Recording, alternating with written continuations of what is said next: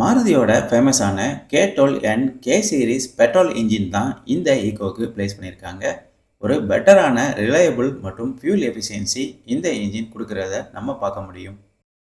இந்த இன்ஜினுக்கு ஒரு better refinement கொடுத்து ஃபியூல் எஃபிஷியன்சியும் ரொம்பவே இம்ப்ரூவ் பண்ணியிருக்கிறாங்க. பெட்ரோலுக்கு 19.71 கிலோமீட்டர் மைலேஜும் சிஎன்ஜிக்கு 26.78 கிலோமீட்டர் மைலேஜும் டெலிவர் பண்ணுற மாதிரி தான் இந்த இன்ஜினை டியூன் பண்ணியிருக்கிறாங்க.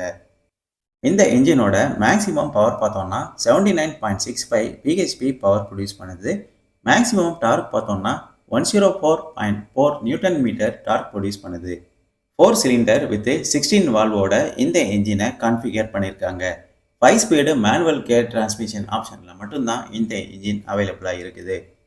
ரியர் வீல் டிரைவில் தான் வெஹிக்கிள் ரன் ஆகிற மாதிரி கொடுத்துருக்குறாங்க.